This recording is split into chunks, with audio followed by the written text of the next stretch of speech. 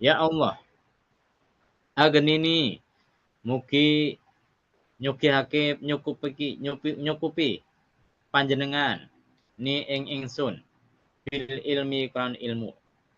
Wazayyinni lan mugi hiasi panjenengan ni ing ingsun bil hilmi kelawan aris.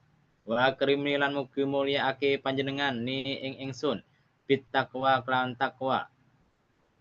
Wajah apa nih? Oh, enggak jelas ini. Bentar. Oh, wajam milni lan mugi bagusake sapa panjenengan ni ing ingsun bil afiati kelawan selamat. Afiati kelawan. Rawahu ngrawatake ngatus sapa Ibnu Najjar. Sapa Imam Ibnu Najjar dalam kitab Tarikh An Ibnu Umar saking sahabat Ibnu Umar. Jadi maksudnya gimana? Maksudnya ya Allah, berilah saya kecukupan dengan ilmu. Ilmu yang dimaksud di sini adalah ilmu thoribil akhirat. Jadi para ulama itu biasanya kalau membahas tentang masalah ilmu dalam hadis-hadis Kanjeng Nabi, biasanya ilmu yang dimaksud adalah ilmu tentang agama. Jadi contohnya thalabul ilmi fardhatun ala kulli muslimin. Mencari ilmu itu adalah wajib bagi orang-orang Islam, baik laki-laki maupun perempuan. Maka kebanyakan ulama menafsirkan ilmu itu adalah ilmu agama, ilmu syariat lah. Meskipun kalau kita ikut taklim ta'alim itu yang dimaksud ilmu di sini adalah ilmu hal, ilmu yang perlu kita pelajari saat mengerjakan sesuatu. Jadi tidak harus ilmu agama. Kita kembali. Kenapa kok kita minta supaya kita dikasih ilmu agama sehingga kita berkecukupan? Karena sebetulnya tujuan manusia diciptakan di dunia itu adalah untuk beribadah.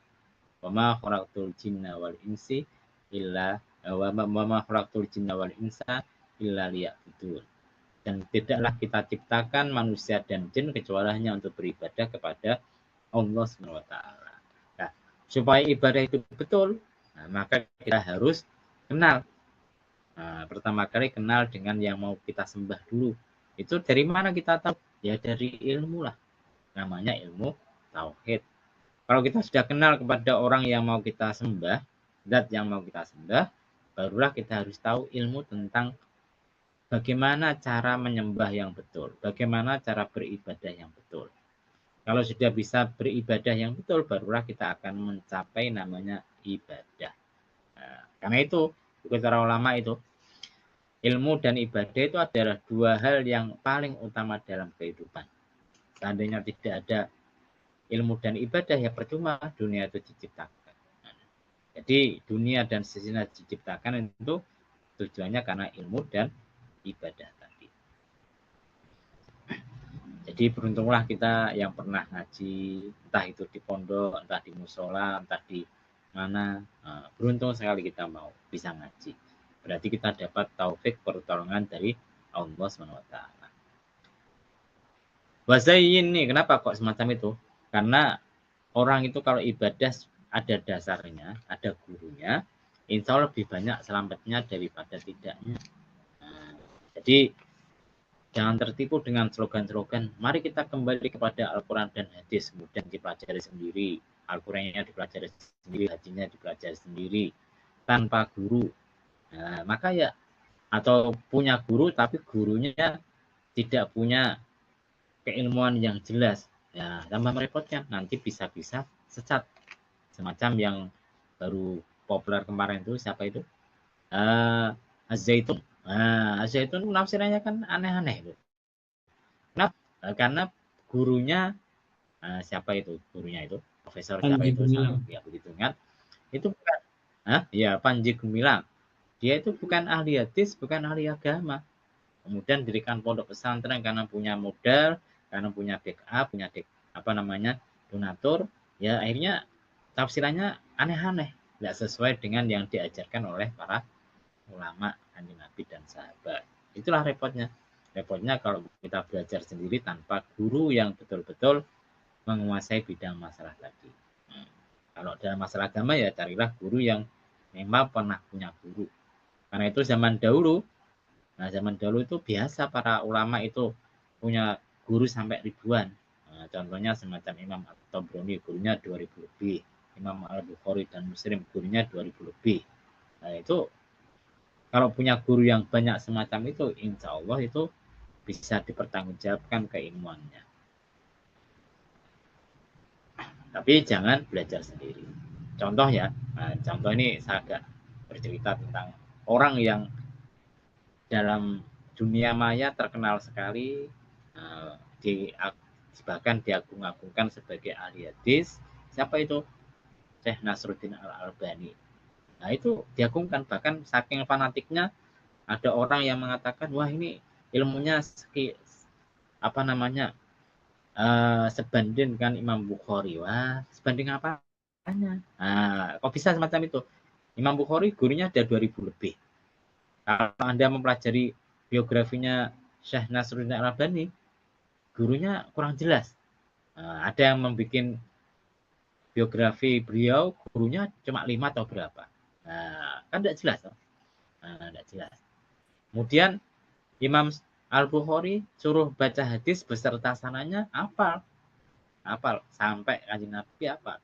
Suatu saat Syekh Nasruddin Al-Albani pernah ditanya, tolong sampaikan hadis bertahan, Anda hafal sama sekali. Nah, itu bedanya orang yang belajar dari buku dengan orang yang belajar dari guru. Kenapa saya katakan semacam itu?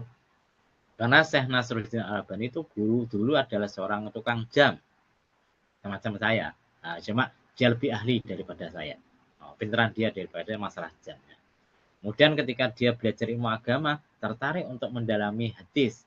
Akhirnya dia datang ke perpustakaan yang ada di kotanya, mulai mempelajari hadis sendiri dari pagi sampai perpustakaan tutup. Nah, bayangkan, Pak, tiap hari semacam itu. Sampai penjaga perpustakaannya itu apa namanya, capek, akhirnya dikasih kunci sendiri dia. Dia dikasih kunci sendiri, mau buka sendiri, tutup sendiri perpustakaannya. Dia menelah hadis sendiri. Karena dia menelah hadis sendiri tanpa guru, maka banyak fatwanya yang nyeleneh. Apa contoh fatwa yang nyeleneh? Beliau memfatwakan tidak boleh wudhu lebih dari 1 mud. 1 mud itu berapa? 6 on. Tapi ketika beliau berada di Mekah haji, ternyata dia wudhu pakai air lebih dari 1 mud. Dan tidak sesuai dengan fatwanya. Ya toh? Kemudian kalau tidak salah ada salah satu fatwa yang aneh lagi. Beliau melarang wanita untuk pakai emas dan perak. Karena katanya apa namanya itu adalah perhiasan atau harta yang diberikan di surga nanti. Padahal kanjeng Nabi, Anda baca di kitab-kitab fikih, emas dan perak itu diperbolehkan untuk para wanita. Tidak ada masalah sebetulnya. Nah, itu. Ini contoh apa? Contoh fatwa-fatwa yang dihasilkan berdasarkan penelaahan hadis sendiri tanpa guru.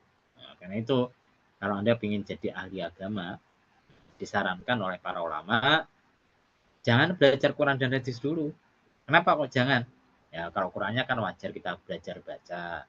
Tapi jangan mengambil ulumul hadis Quran dulu atau ulumul hadis dulu. Pelajarilah fikih dulu.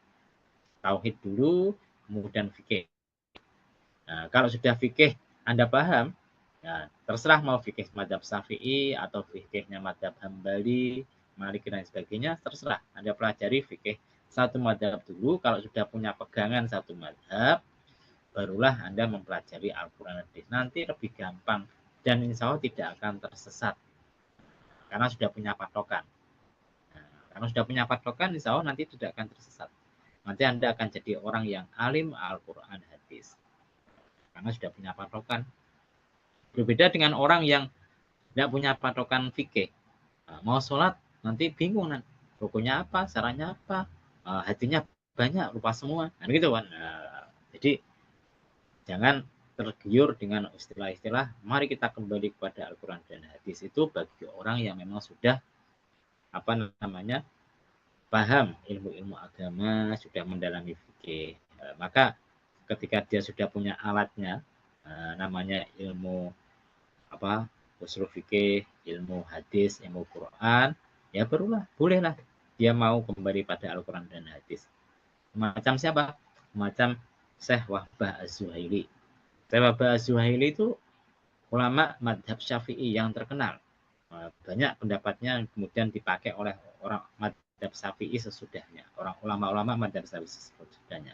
Tapi kalau Anda baca kitab Al-Fiqhul Islami wa Adillatuhu, karangan beliau itu ketika membahas satu masalah fikih, kemudian nanti dibandingkan dengan madhab yang lain. Kadang-kadang beliau tidak sepakat dengan madhab Syafi'i, maka dia ke madhab yang lain. Karena bagi dia ini yang kuat berdasarkan dalil, berdasarkan Al-Quran dan hadis.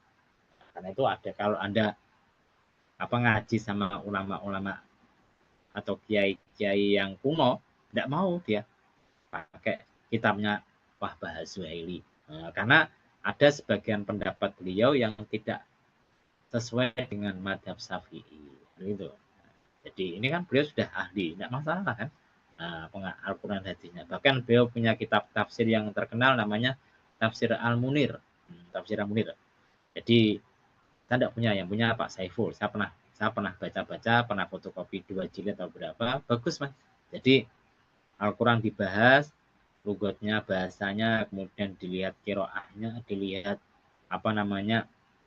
ditinjau dari segi nahwu sorobnya, ditinjau dari segi asbab nuzul dan sebagainya, bahkan nanti ditinjau dari kesimpulan hukum fikih, tauhid dan lain sebagainya. Wah, itu kalau orangnya bukan ahli betulan, sulit bikin kitab semacam itu. Gitu. Itu Syekh Wahbah Az-Zuhaili. Ini contoh orang yang memang sudah pas dijadikan untuk sebagai panutan. Karena memang betul-betul ahli agama. Jangan seperti ulama-ulama yang fatwanya nyeleneh-nyeleneh. Kalau Anda lihat dulu di internet banyak fatwa yang nyeleneh. Contohnya di Arab Saudi ketika masih dikuasai oleh madhab ulama-ulama Wahabi, banyak fatwa nyeleneh. Contohnya gini. Ada permasalahan. Jadi orang-orang Arab Saudi itu punya banyak sopir, tapi sopirnya itu bukan orang keluarga, dari orang Indonesia dan sebagainya. Bagaimana kalau yang jadi yang disopir itu wanita, entah ibu, entah istri dan sebagainya. Maka mereka punya solusi, ada ulama yang punya solusi luar biasa. Supaya tidak terjadi maksiat, maka si sopir harus nyusu sama ibu tadi. Nah, jadi anak susuan. Kalau jadi anak susuan berarti mukrim. Lah itu fatwanya ngeleh. Ya. Awang lihat bagian tubuh wanita yang bukan muhrimnya itu tidak boleh, apalagi nyusu. Nah, ini fatwanya ngeleh. Ada lagi di mana tadi? Di Kairo. Kairo ada salah satu ulama Wahabi yang bikin fatwa nyeleneh. Jadi gini, kalau ada orang mau melamar seorang wanita, maka dia boleh melihat si wanita tadi. Nah, ini masih sesuai dengan madhab Syafi'i, tidak ada masalah. Bahkan kalau perlu, nah ini yang nggak jadi persoalan. Bahkan kalau perlu, dia boleh sembunyi di kamar, ngintip si wanita, misalkan melepas bajunya, boleh, tidak masalah. Nah, ini fatwa yang keliru. Kenapa keliru? Kalau ada baca madhab fikih, kitab fikih, si laki-laki mah boleh melihat si wanita, tapi harus ada perantara. Contoh misalkan saya ingin tahu si wanita itu gimana, ya nyuruh si saudara perempuannya, ibunya untuk melihat si wanita tadi. Maka kalau laki-laki boleh melihat calonnya kan cuma terbatas wajah, tangan dan wajah dan tangannya. Nah, tapi kalau selain itu tidak boleh. Ini fatwa-fatwa nyeleneh berdasarkan Al-Quran hadis, tapi versi orang-orang yang tidak mumpuni, sehingga banyak pendapat yang keliru. Wazayyini lan mugi maisi panjenengan ni ingsun pilih hilmi lawan aris. Jadi kita minta supaya dihiasi dengan sifat sabar. Hilmi itu sabar tapi tidak umum. Dulu mah tak terangkan kan. Kalau sabar biasa namanya as-sabru. Tapi kalau sabar, dia sebetulnya bisa membalas, dia sebetulnya bisa memerintahkan sesuai dengan kemauannya, tapi tidak mau. Itu namanya al-hilmu aris. Tapi kalau misalkan Anda didolimi orang, tidak bisa membalas, ya itu namanya sabar, tapi tidak bisa dinamakan al-hilmu. Wa krimni bit taqwa, dan mudah-mudahan panjenengan ya Allah memberikan kita, memuliakan saya dengan dikasih namanya sifat takwa. Takwa itu adalah intisalul awamir wastiwabun nawahi, yaitu kita menjalankan perintah-perintah Allah dan menjauhi larangan-larangan Allah sesuai dengan kemampuan kita. Maka kenapa kita minta dijadikan orang yang bertakwa? Karena di sisi Allah, inna akramakum indallahi atqakum.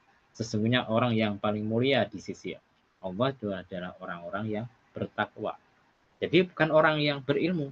Nah, ingat ya, orang yang berilmu itu belum tentu bertakwa. Orang yang berilmu meskipun ilmunya banyak sekali, tapi kalau dia tidak bertakwa, dia tidak akan jadi orang mulia di sisi Allah SWT. Kalau Anda ilmunya sedikit tapi bisa diamalkan, Anda bisa mengerjakan sesuai dengan kemampuan, bisa jadi Anda lebih mulia daripada orang yang berilmu. Kemudian wah jamilni bil afiati, dan mudah-mudahan Anda ya Allah membuat saya bagus dengan dapat keselamatan. Ya mudah-mudahan kita semua dapat selamat dunia dan akhirat. Gitu. Rawahun wa takbir disebut Ibnu Najjar Ibnu Umar saking Ibnu Umar. Jadi hadisnya ini diwatkan Ibnu Najjar dari di kitab tarikhnya dari sahabat Ibnu Umar. Cuma sayangnya ya bukan sayangnya.